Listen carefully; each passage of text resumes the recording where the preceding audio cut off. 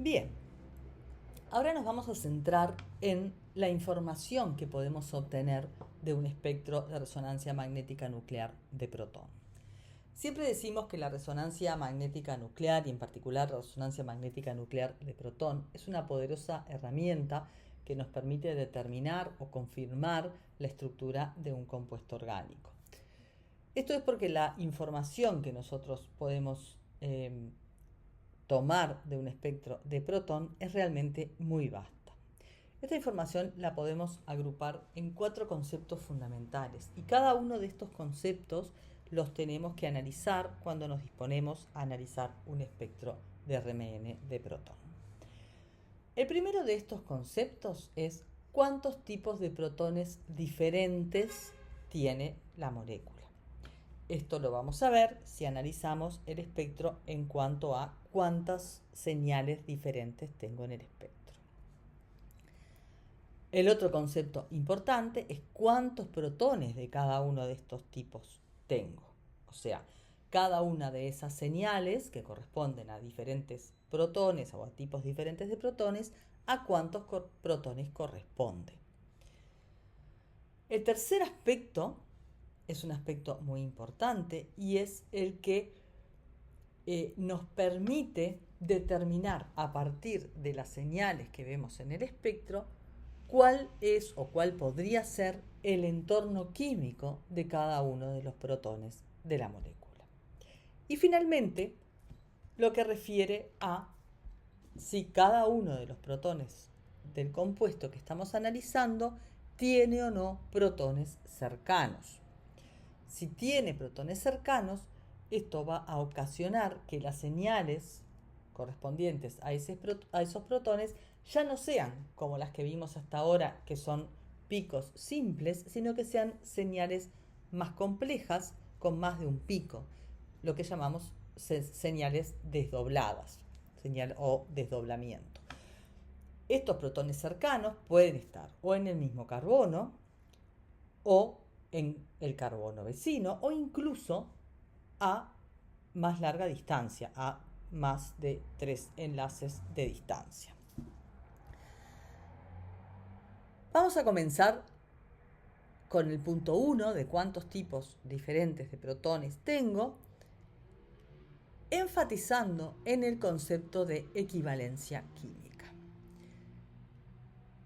Cuando tenemos entornos químicos iguales, cuando 2 o más protones tienen entornos químicos iguales, decimos que son químicamente equivalentes y por lo tanto van a tener el mismo desplazamiento químico. Sin embargo, esta afirmación no se cumple en sentido contrario. Que yo tenga diferentes protones con igual desplazamiento no quiere decir que sus entornos químicos sean iguales. Pueden tener igual desplazamiento por casualidad, porque tengan entornos químicos del mismo estilo, pero no exactamente iguales. Vamos a analizar estos 6 ejemplos. Los 3 primeros tienen varios protones, cada uno de estos compuestos, cada una de estas moléculas tiene varios protones, pero todas son químicamente equivalentes. Lo que quiere decir que el espectro de RMN de protón de estos 3 compuestos va a presentar una sola señal. El primer compuesto es la propanona, la acetona, que tiene 2 grupos metilo unidos a un átomo de carbono carbonílico, y esos grupos metilos tienen en total 6 protones que son equivalentes entre sí. La molécula es simétrica, todos los protones tienen el mismo entorno químico. Lo mismo sucede con los 10 protones del ciclopentano. Cada uno de ellos tiene un entorno químico igual a todos los demás protones de la molécula. También el espectro del ciclopentano va a presentar una sola señal. Finalmente, tenemos este compuesto, que es el tetrametilsilano, es el TMS, el compuesto que utilizamos como referencia de desplazamiento cero, es el compuesto a cuyo desplazamiento los protones del tetrametilsilano se asigna, si recuerdan, el desplazamiento químico de cero arbitrariamente. Este compuesto tiene 12 protones, ¿sí? Tiene 4 grupos metilo, todos equivalentes entre sí, una molécula con una simetría que hace que cada uno de estos grupos metilos sea igual a cualquiera de los otros tres. Entonces también el tetrametilcilano, como ya lo vimos en los ejemplos de cuando definimos la referencia en los espectros de protón, es una única señal. Después tenemos estos otros tres compuestos que cada uno de ellos tiene dos tipos de protones diferentes y entonces va a tener sus espectros van a tener dos señales. En este caso tenemos estos 4 protones metilénicos en carbono unido a un carbonilo de éster, que son iguales entre sí, equivalentes entre sí, pero diferentes a los 6 protones de los grupos metilo del éster, de los dos grupos éster.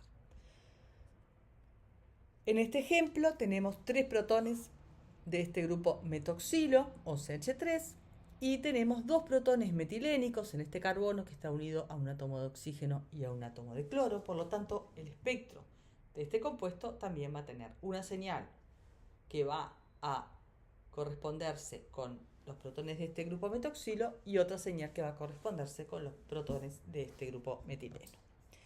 Finalmente, en el 1,3,5 trimetilbenceno tenemos los 9 protones de los 3 grupos metilo aromáticos y los 3 protones que están directamente unidos al anillo aromático. Entonces también el espectro de este compuesto va a tener dos señales, una correspondiente a los grupos metilo y otra correspondiente a los protones aromáticos. Ahora vamos a analizar el segundo aspecto.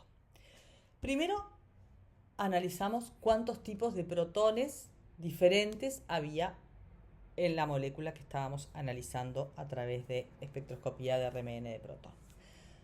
Esos diferentes tipos de protones generaban diferentes señales. Lo que nosotros ahora vamos a ver es cada una de esas señales correspondientes a protones diferentes, a cuántos protones corresponde. O sea, cuántos protones de cada tipo hay en mi compuesto. Vamos a analizar este ejemplo. En este compuesto, del cual tenemos la estructura, vemos que tenemos aquí 3 protones metílicos de este grupo metilo aromático. Luego tenemos 4 protones en el anillo aromático y luego tenemos 9 protones, 3 en cada uno de estos grupos metilo que conforman el grupo terbutilo, que es el segundo sustituyente de este anillo.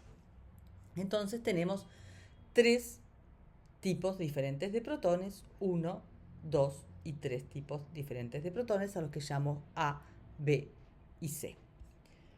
Si miramos el espectro, además de la señal del TMS, aquí en 0 partes por millón, tenemos también 1, 2, 3 señales, una de ellas en 1,3 ppm aproximadamente, la otra en aproximadamente 2,3 ppm y la tercera en el entorno de los 7,1, 7,2 partes por millón.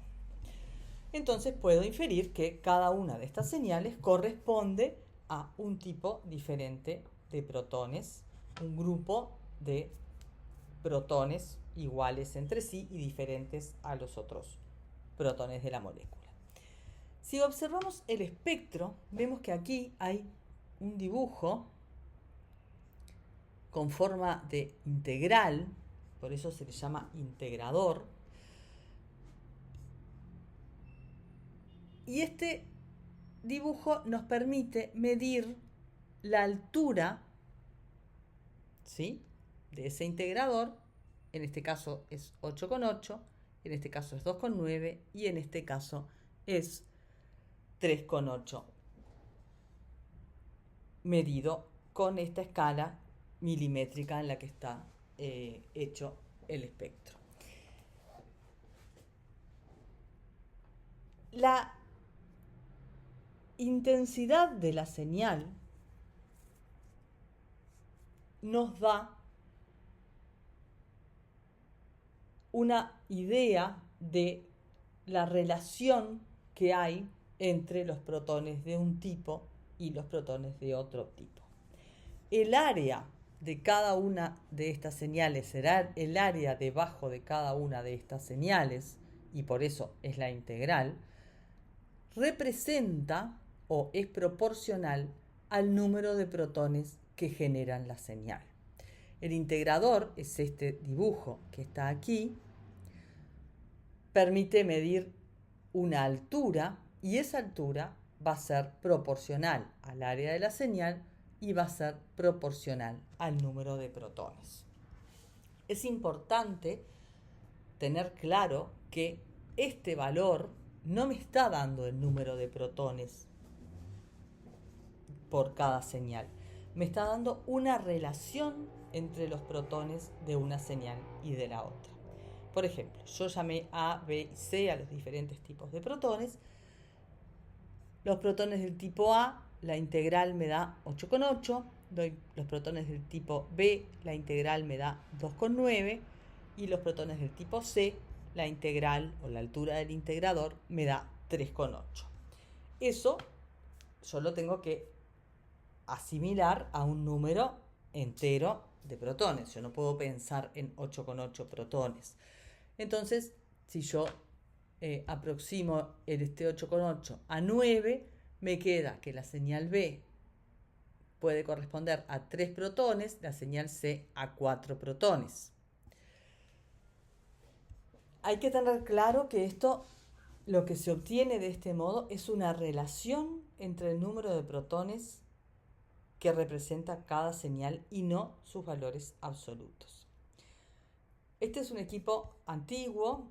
En los equipos modernos que trabajan con transformada de Fourier, el aspecto es levemente distinto. No está este dibujo del integrador, sino que como se procesa en forma digital, manualmente o automáticamente, el operador lo que hace es asignar un valor determinado de protones o una integración determinada a una de las señales, y luego el equipo, en relación a esa señal, va definiendo la integración de las otras señales. Eso es muy útil cuando nosotros sabemos o tenemos una idea bastante certera de que determinada señal corresponde a tal tipo de protones, y entonces sabemos cuántos son esos protones. Eso estamos hablando de cuando conocemos la estructura o suponemos la estructura del compuesto que estamos analizando, ¿sí? Entonces el aspecto en esos equipos nuevos, ya lo vamos a ver más adelante, en vez de tener el integrador dibujado y en vez de tener que estar midiendo aquí en esta escala milimétrica, lo que hace es, debajo de la señal, nos marca el número que corresponde a la integral de cada señal.